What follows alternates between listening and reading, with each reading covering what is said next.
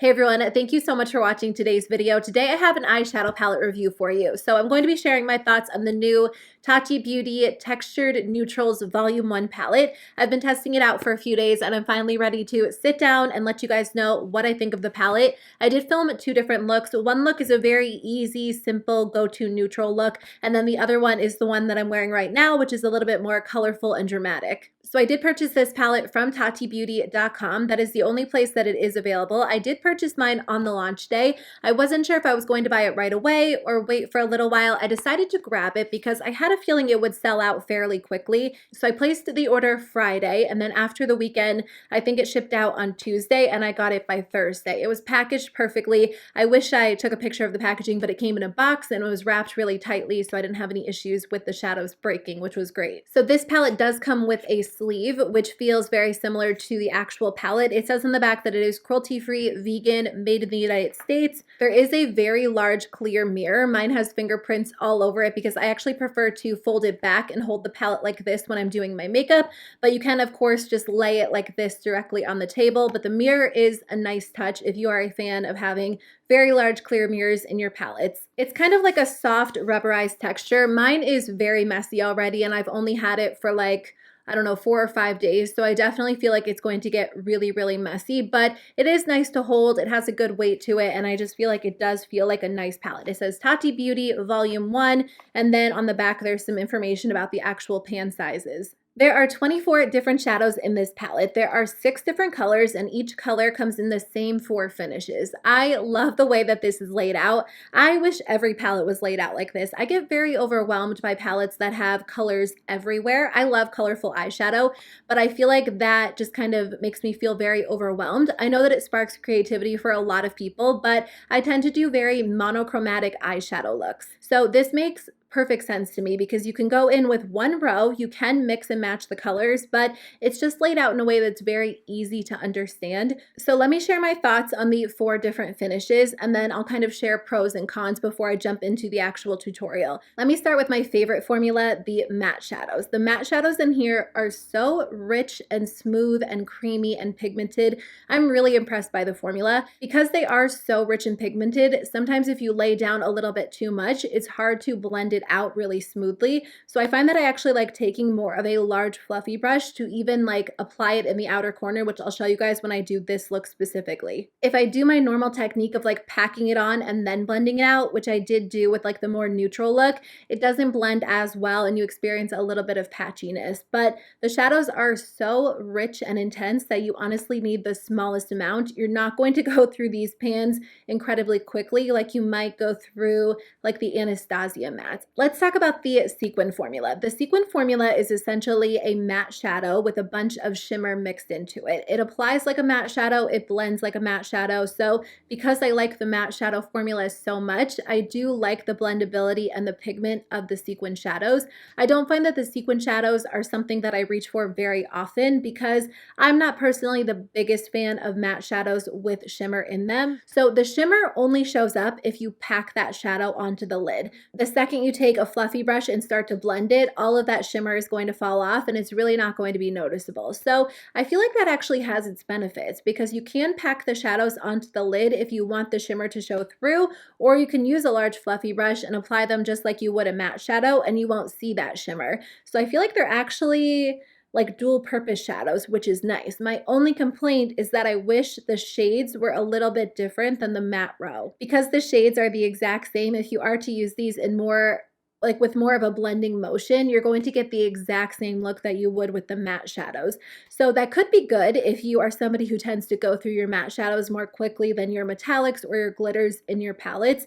But if they were just a little bit lighter or a little bit darker, that would have been so nice because you would be able to create even more looks using this palette. So I really like the metallic shadows in this palette. I feel like they are very smooth, very creamy. They just glide onto the eyes so easily, whether you use your finger or a brush, and they make your eyelid look so smooth. I'm really impressed by them. I would consider them maybe more like satin shadows rather than true metallics. I feel like true metallic shadows are intense and vibrant and almost over the top, and I feel like these are a little bit more toned down, but not in a bad way. I feel like when you say a shadow is toned down or a little bit more subtle, sometimes that's almost regarded as a negative, but I would say that these are perfect for everyday wear. If you want that like pretty soft satin look, but you don't want anything too intense or vibrant, because these do give you like that shimmer. They catch the light so beautifully, but again, they're not over the top. They're not overly saturated. And then let's finish up with the glitter shadows. So the glitter shadows are interesting. I don't wear a lot of glitter, to be honest with you guys. I'm not generally the biggest fan of pressed glitter shadows in eyeshadow palettes, but I wanted to test these out and see how they were compared to the other ones that I have tried. I actually like these so much better than any of the other pressed glitters that I've tried because it's a very fine glitter, and I feel like a lot of glitters that come in palettes are almost very like chunky, uneven glitters, and I don't like that look on me. I feel like these glitters are very flattering because you can use a very small amount and just kind of add it all over the lid, or you can go in with a lot more like I did today, and I feel like overall it just looks a little bit more even. These are really easy to work with. I'm actually really surprised by how easy they are to use. I always just take my finger, but again, you can use your brush. I love using my fingers for eyeshadow application, and I press them onto the eyes. I make sure that I'm pretty much done with my entire eyeshadow look, and then I'll take a little bit and place it wherever I want. Now, there is a little bit of fallout when you first apply them to the eyes, but once they're in place, they don't move. I've worn mine for like 12 hours and I haven't experienced any fallout with them on my face throughout the day. The only time I experience fallout is when I'm first applying them. But once they're in place, they stay in place. And I don't use glitter glues. I typically don't. I don't love being bothered with that extra step. And these are like self-adhering glitters. They really do stick to the eyes very well. So I'm impressed by them. They don't fade, they don't flake, they don't crease. I do think that they are really good as far as pressed glitter shadows go. There were only two shades in here that I had a little bit of trouble with. The metallic shade Story is not quite as smooth or as even on the eyes as the other metallic shadows. And then the matte shade Ritual is a little bit more patchy than some of the other matte shadows. But otherwise, I feel like the palette is very consistent in the way that it performs. You guys know I'm not afraid to call out a palette if it doesn't perform well, but I think for $48, you wouldn't be disappointed. You get such a good variety, and I just spent like $45 on an Anastasia palette that doesn't even compare to this one, and it comes with a lot less product and a lot less shades. So I'm really impressed by this. I'm really excited to see what else she creates. I mean, based on this palette, I'll definitely be trying other products from the brand, especially her eyeshadows. I wouldn't consider it like a true neutral palette. I feel like the Rose Ritual, Soothe, and Aura are like true neutrals, but then you get like a really deep dark blue black row, you get more of an orange row, and then a little bit more of a pink row, which I love because I'm not typically somebody who wears just neutrals.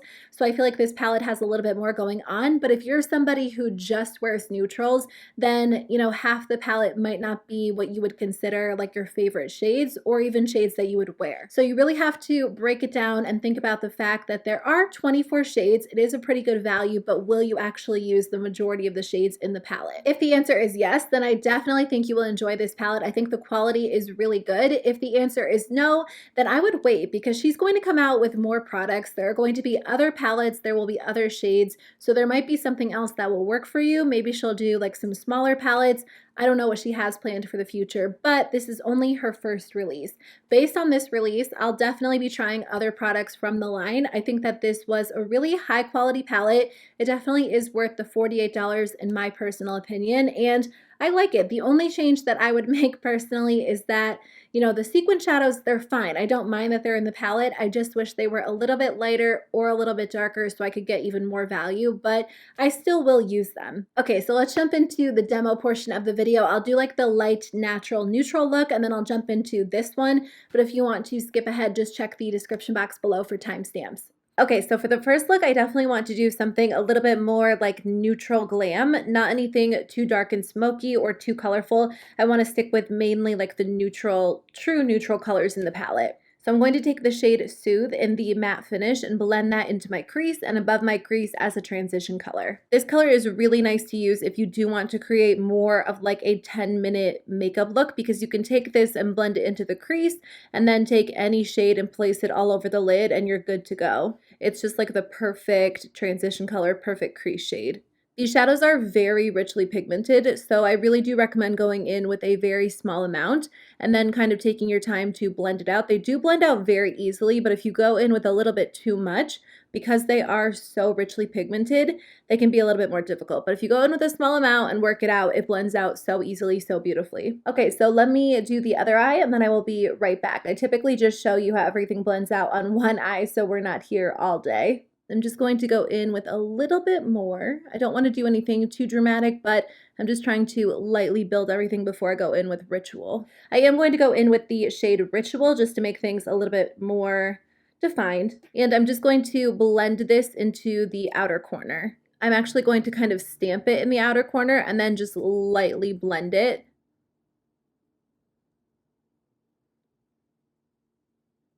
And then I'm just lightly kind of pulling it out toward my brow bone just to create a little bit more of like a winged effect, because I probably will go in with winged liner.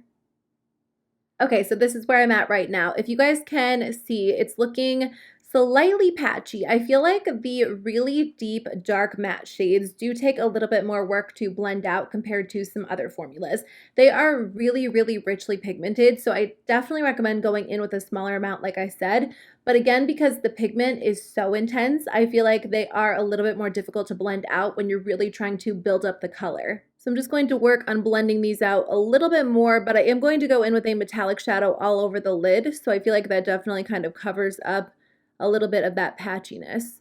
Okay, I'm going to take the shade Soothe in the metallic finish, and I'm just going to take my ring finger and place that all over the lid. So these shadows go on really well with your finger or a brush. I always use my finger for metallic shadows. I just feel like it always gives me the best color payoff, but I mean, I just went in with a little bit on my ring finger and look how rich and smooth this shadow is. I'm just going to go back in with a little bit of the shade Ritual and just kind of intensify that outer corner just a little bit.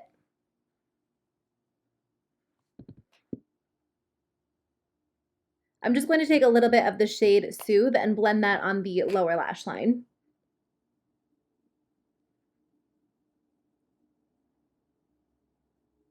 And then I'm going to take the smallest amount of the shade Ritual, just like a very, very tiny amount, and really run that close to my lower lash line just to intensify things just a little bit. Okay, so I just lined my eyes with the Urban Decay Perversion Liquid Liner, and then I took the Urban Decay 24/7 Glide On Eye Pencil in the shade Scorch and just used that on my lower lash line, and then just applied the CoverGirl Exhibitionist Mascara on my lower lashes as well. So the last thing I want to do is highlight the brow bone and the inner corner. Okay, so for the brow bone, I'm just going to take the shade Aura and just use that right underneath my brow to kind of highlight and just clean that up a little bit. For the inner corner, I'm just going to take a little bit of Aura in the metallic finish and just kind of lightly highlight that.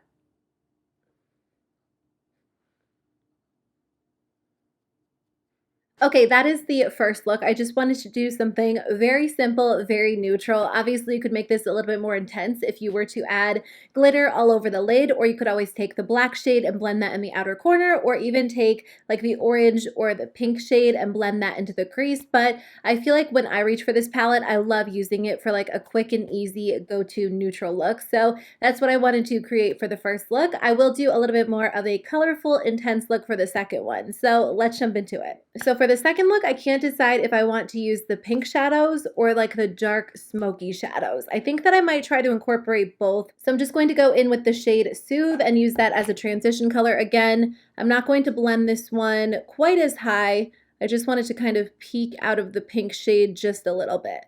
I think I forgot to mention I did prime my eyes using the Urban Decay Primer Potion, and then I just set everything into place with an eyeshadow that's very close to my skin tone. That's how I typically prime my eyes. All right, so next I'm going to take the shade Poet and just start working that into the outer corner and then up into the crease as well. I am going to go over everything with a metallic shadow, so it doesn't really matter if this is a little bit messy. I'm just really trying to get that pigment onto the eyes.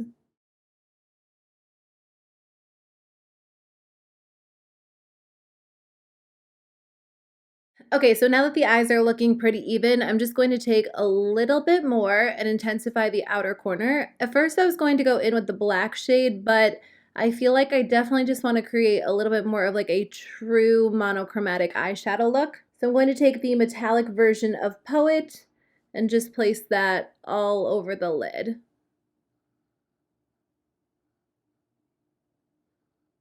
All right, I kind of feel like maybe it's a little bit too pink. Like it's just lacking a little bit of depth. So I am going to go in with one of the dark shades. All right, I'm going to go in with Memory Sequin, and I'm just going to really pack that on the outer corner. Now this one does have a little bit of shimmer in it. It definitely shows up better if you use your finger, but I will go over it with my finger. For now, I'm just trying to get the pigment down, and then I'll kind of go back over it so that shimmer does show up. Let me apply this to this eye as well, and then I am going to have to go in and buff it out. So I guess I could have just gone in with the matte shadow, but that's okay. I'm just going to blend these two shades together. I'm probably going to have to go back in with a little bit of the metallic shade, but I just don't want this to look so harsh. I'm going to go back in with the matte Poet shade, which is the pink, just to blend this into the crease.